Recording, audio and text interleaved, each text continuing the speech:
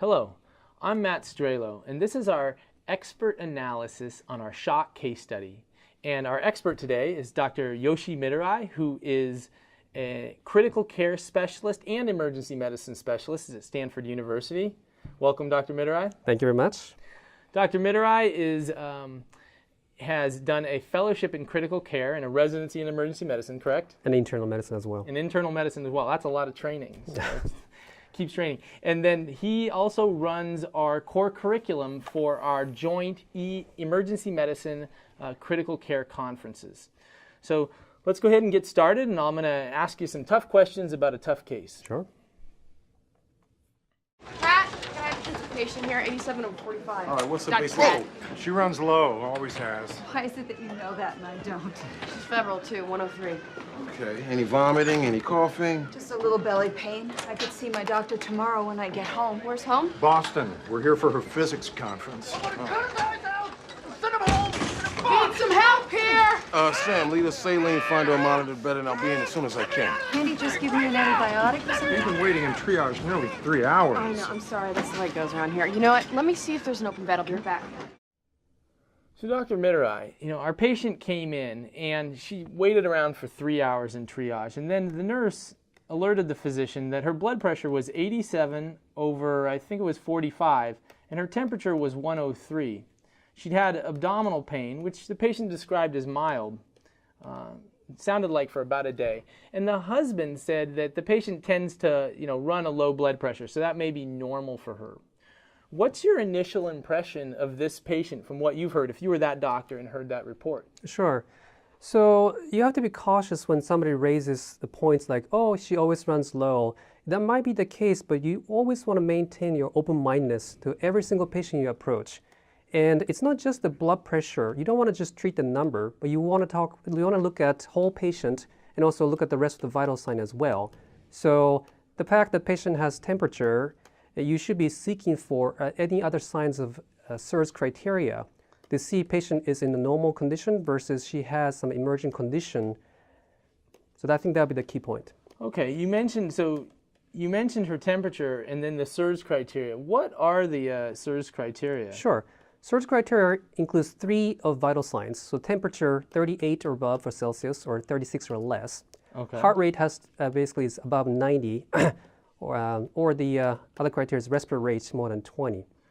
And then the last criteria is actually blood cells, a white count of more than 12,000 or less than 4,000, or bandemia of more than 10%.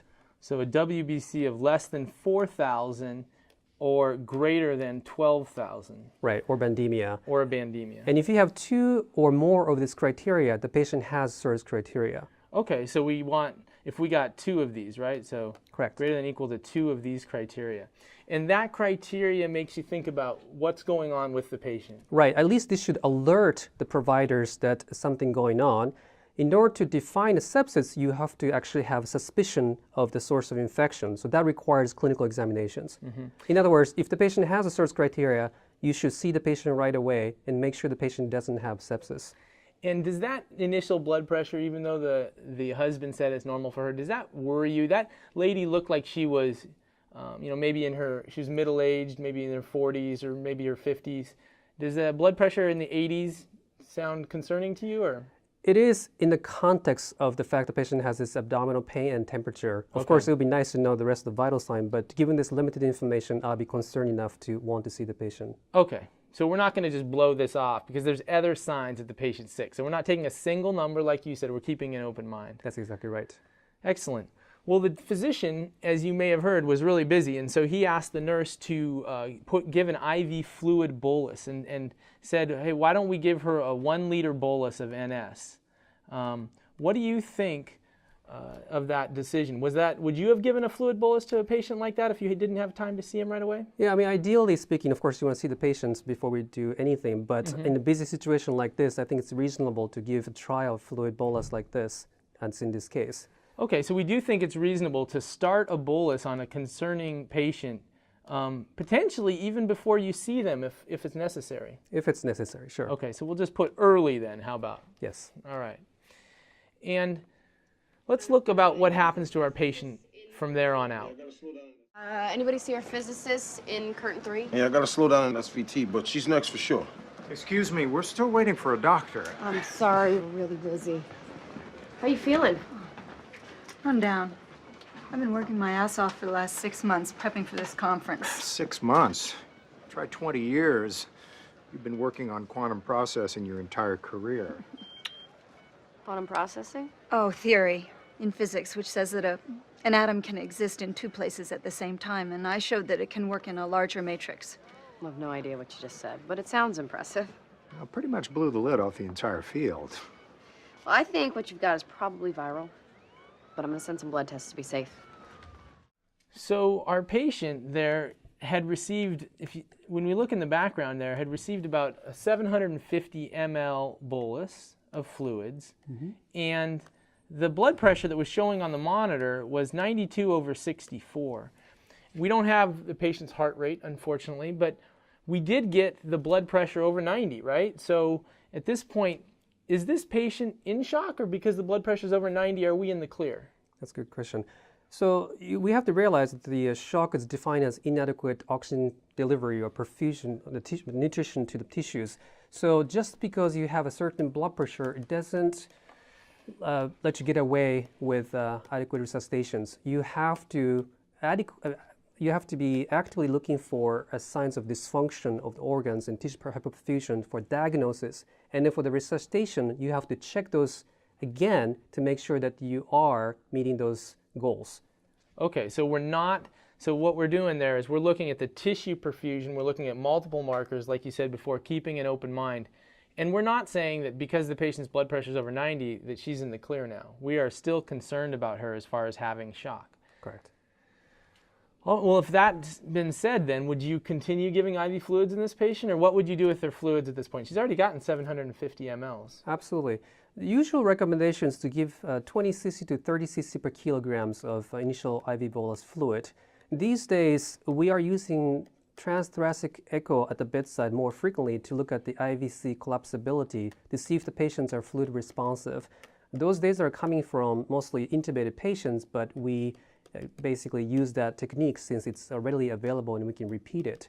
Regardless of which method you use, you want to basically give adequate amount of fluid early in these patients to prevent end organ damages. Okay, so we are going to keep going with fluids in this patient because that sounds like that's really what we're pushing early to manage this patient's kind of cardiovascular dysfunction. That's right. All right, so early aggressive fluids, excellent. Now, as the nurse is walking away, she says, well, I'm going to send some labs. I think this is viral, but I'm going to send some labs and get things started. What if the nurse had come to you and said, here's what's going on with this patient now, what studies and labs would you want to order on this patient? Sure. So CBC, because again, one of the 4 criteria surge has a white count, so that's obvious one with a differential, and chemistry panels to look for end organ damage, such as creatinine elevations. And then also lactate as one of the markers for tissue hypoperfusions. And then if you think that patient might require transfusions as part of the resuscitation, then you want to send type and screen. Okay. And then if you think that patient might have sepsis-related coagulopathy, then INR, PDT will be reasonable as well.